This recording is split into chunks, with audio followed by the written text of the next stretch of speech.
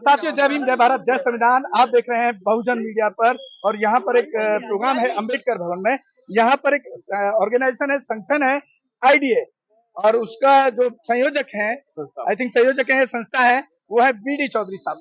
कई सालों से वो संघर्ष कर रहे हैं और मेरी कई बार उनसे बात हुई और वाकई में वो बहुत जबरदस्त काम करने की कोशिश वो कर रहे हैं। लेकिन जब मैंने प्रैक्टिकल उनसे मेरी बात हुई, मैंने कहा कि ये शायद प्रैक्टिकली आपके लोग शायद इस पे आएंगे नहीं और शायद ये एक्सपीरियंस आपको धीरे धीरे हो रहा होगा। तो उनका जो कोशिश है, अच्छा काम इसलिए बोल रहा हूँ, उन्होंने ये बीड़ा उठा लिया कि जितने भी राजनीतिक पार्टियां हैं तब तक एक प्लेटफॉर्म पर नहीं आएंगी, तब तक बहुजन समाज की लड़ाई को लड़ना या सत्ता हथियाना नामुमकिन है, और ये बिल्कुल सही बात है। तो बात करेंगे बीडी चौधरी साहब, आप किस तरह से देख रहे हैं, कुछ कामयाबी हासिल होती नजर आ रही है? सबसे पहले तो मैं आपके चैनल को और आपको मैं धन्यवाद देता हूं कि आपने ये हमें अवसर दिया कि आप हमारी बात देशवासियों के सामने पहुंचाने का काम करें, तो इसके लिए बहुत बहुत साधुवाद। देखिए साहब, अभी हमारे आपके सामने जो देशवासियों के सामने जो 85% से ज़्यादा जनसंख्या अपने बहुजनों की है, इनके सामने एक बहुत बड़ी पहाड़ जैसी बड़ी समस्या है। और उस पहाड़ जैसी बड़ी समस्या को हमारे सारे बुद्धिजीवी लोग बताते हैं और उसके जिक्र करते हैं कि हमें एनडीए गठबंधन की सत्ता से मुक्ति चाहिए।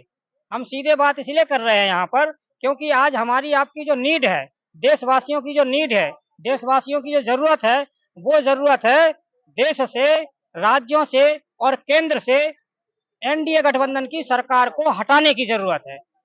सारे लोग हटाने के लिए, सारी विपक्षी पार्टियां एनडीए गठबंधन की सरकार को हटाना क्यों चाहती हैं? क्योंकि देश में बहुजनों के हितों के जो भी नियम कानून हैं, उनके ऊपर प्रहार किया जा रहा है।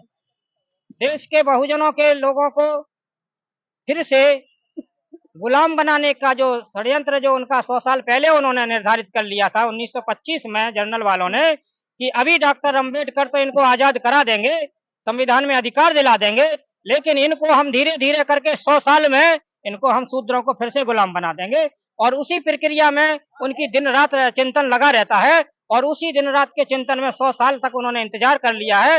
2024 में उनकी सरकार अगर फिर से बन गई तो 2025 से पहले ही वो हमें और आपको पूरा, जिस तरह से वो हिटलर का हम लोग एक उदाहरण पढ़ते हैं कि वो आ रहा था संसद, तो उसने मुर्गा लिया और उसके पंख नोच नोच करके वो ले गया और संसद में सीट पे ना जा करके संसद के बीच में खड़ा होकर के उसने सारे सांसदों को दिखाया कि देखिए जनता को कैसे नोचना है, विपक्ष को कैसे नोचना है, विपक्ष के पंखों को कैसे नोचना है। इस तरह से इन पंखों को नोच दो इन विपक्ष वालों के, और इनको जो है असहाय करके छोड़ दो, तो ये कुछ नहीं कर सकते हैं। ये हमारे आपके पीछे दुम हिलाते रहेंगे।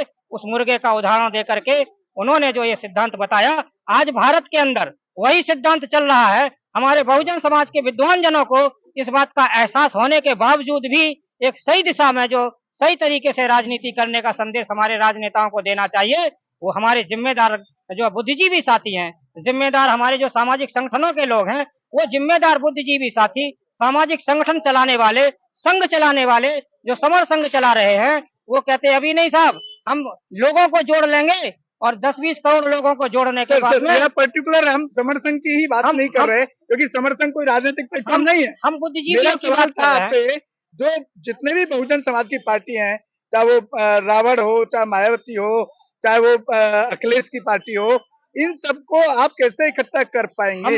मेरा सवाल ये, सवाल का ही हम आंसर दे रहे हैं कि हमारे जो बुद्धिजीवी साथी हैं वो अपने अपने संघ चला रहे हैं, संगठन चला रहे हैं, आर्मी चला रहे हैं।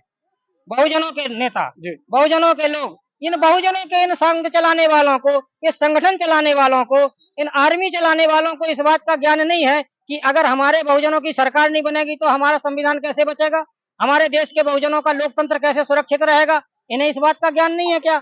इन्हें ज्ञान है, लेकिन ये जानबूझ करके बहुजनों के हमारे फेमस पार्टी अध्यक्षों को इकट्ठा करवाने के लिए कोई आवाज नहीं उठाते हैं।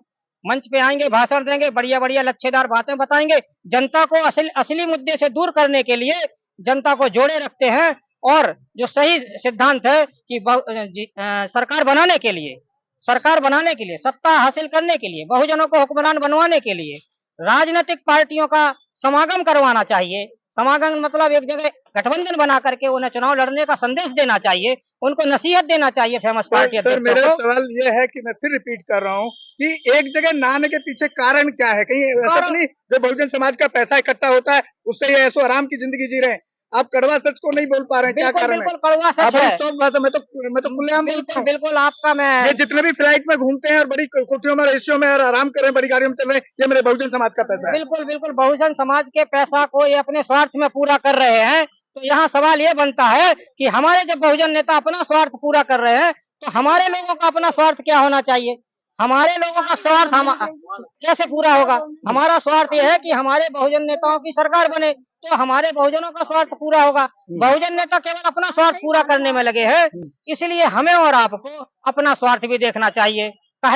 एक दो लाइनें कही गई हैं जो सत्संगों में कही जाती हैं कि सुर नर मुनि सबकी यही रीति, स्वार्थ लागे करे सब प्रीति।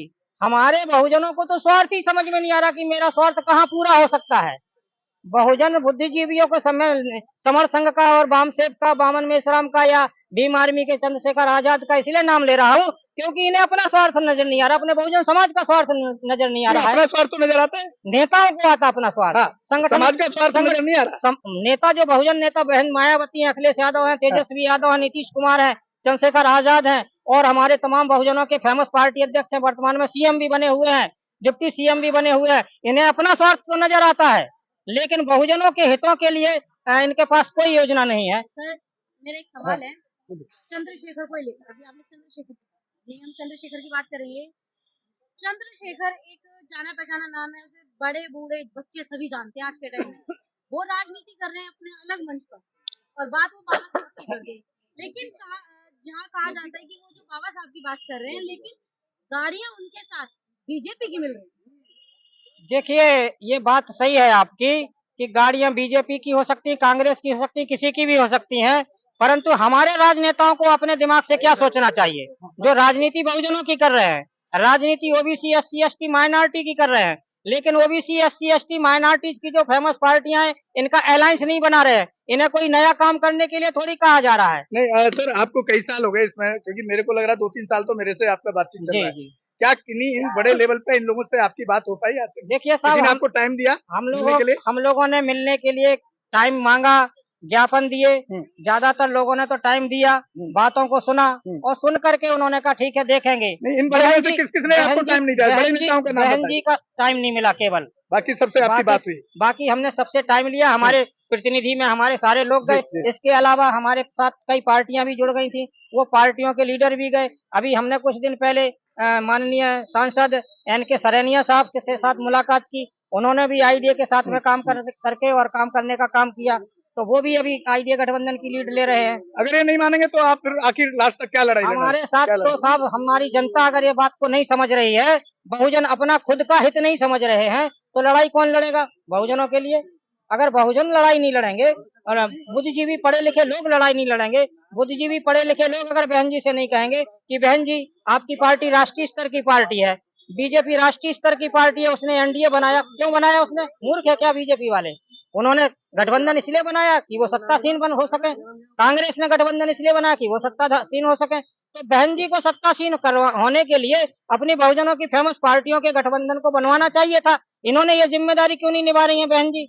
बहन जी से अपील है देशवासियों की और हम सब लोगों की होनी चाहिए कि भाई बहन जी आप भी ये मेहरबानी करो। नहीं, मेरा मतलब है कि ये तो आपकी कोशिश है, ये कामयाब होती नजर नहीं आ रही। अभी आपको रिजल्ट जो आपने बताया नहीं आया ना एक प्लेटफॉर्म पर, लास्ट तैयार क्या है? क्यों ना ऐसे लोगों को मजबूर किया जाए? अभी ये सामाजिक लेवल पे इसको तैयार कीजिए समाज के लोगों को कि जहाँ पर भी इनको कोठी बंगले जो बहुजन समाज की वजह से राजनीति में सक्सेस होने के बाद मिले हैं, वहां पर जाकर के इनके गिरफ्तार किया जाए, बंद किया जाए, इनको एक्सपोज किया जाए। बिल्कुल सही चीज है। अब इसीलिए तो प्रश्न ये बन रहा है कि बीडी चौधरी अकेले तो कुछ है नहीं, बीडी चौधरी अकेले तो खड़े नहीं हो जाएंगे झंडा लेकर के। जो बहुजन समाज के बुद्धिजीवी पढ़े लिखे लोग अपने आप को कहते हैं, बड़े विद्वान कहते हैं, और वो विद्वान लोग जो है 10, 20, 50, 100 लोगों को लीड करते हैं, उनके पीछे लोग हैं, संगठन कई वर्षों से संगठनों से जुड़े हुए लोग हैं, उनके खुद के संगठन चल रहे हैं। बीडी चौधरी जी ने अपना संगठन इसलिए नहीं बनाया है कि कोई ये आरोप ना लगा सके। अब आप यहाँ से अपनी जो जनता यहाँ देख रही है आपको, उसको क्या संदेश देना चाहते हैं? जनता को एक ही संदेश देना चाहते हैं कि अगर बहुजन समाज के लोग अपना बहुजनों का लोकतंत्र बचाना चाहते हैं, संविधान को बचाना चाहते हैं, तो अपने बहुजन फेमस पार्टी अध्यक्षों के को जगाने का काम करें, उनका घेराव करने का काम करें, उनसे न्याय मांगने का काम करें कि भाई आप लोग गठबंधन क्यों नहीं बना रहे हो। अगर बहुजन ऐसा करते हैं तो बहुजनों की सरकार बन सकती है, अन्यथा अभी जैसे 5 राज्यों के चुनाव परिणाम आए हैं उसी तरह के केंद्र में भी चुनाव परिणाम आएंगे। हम लोग ताकते रह जाएंगे। यहाँ से विदा लेते हैं। और ये आईडीए के जो संस्थापक हैं बीडी चौधरी साहब बहुत मेहनत कर रहे हैं समाज को इकट्ठा करने के लिए। एक अच्छी पहल है, हम धन्यवाद करते हैं उनको और साधुवाद करते हैं कि वो इस काम में और कोशिश करें। हमारे चैनल बहुजन दस्तक को लाइक, शेयर, सब्सक्राइब देखना मत भूलिएगा। जय भीम, जय भारत, जय संविधान, नमो बुद्धाय। धन्यवाद। चैनल आर्थिक समस्या से गुजर रहा है। अगर आप बहुजन समाज में बाबा साहेब अम्बेडकर और तथागत बुद्ध की विचारधारा को अधिक से अधिक लोगों तक पहुंचाना चाहते हैं तो हमें आर्थिक सहयोग प्रदान करें, ताकि हम अपने चैनल के माध्यम से देश विदेश में समता, बंधुता, एकता और संवैधानिक अधिकारों को ज्यादा से ज्यादा लोगों तक पहुंचा सकें। आप अपनी सहायता राशि नीचे लिखे खाते में जमा करा सकते हैं। खाता धारक गौतम रत्ना, खाता संख्या 316957686551, IFSC कोड SBIN 0060336, बैंक भारतीय स्टेट बैंक। आप हमारे बैंक खाते का विवरण स्क्रीन पर भी देख सकते हैं। जय भीम, जय भीम। मैं गौतम रत्ना आपका बहुजन फिल्म प्रोडक्शन में स्वागत करता हूं और आप हमारे प्रोडक्शन हाउस के अंदर अपना कैरियर बना सकते हैं as a film director, as a producer and actor and actress and editor and cinematographer also. अगर आपको फिल्म से रिलेटेड कुछ भी प्रोजेक्ट आपको बनवाना है तो हमारे पास में पूरा सेटअप है, जिसमें फिल्म कैमरा है, शूटिंग लाइट्स है और एडिटिंग है। सारा A to Z एक ही जगह पर आपको हमारे यहाँ पर मिल जाएगा। तो दोस्तों आप हमें कांटेक्ट कर सकते हैं हमारे नंबर्स पर 9810085714 और 8510005714। हमारे वेबसाइट पे विजिट कर सकते हैं www.filmserviceindia.com और हमें मेल भी कर सकते हैं gautamfilmsproduction@gmail.com पर। धन्यवाद।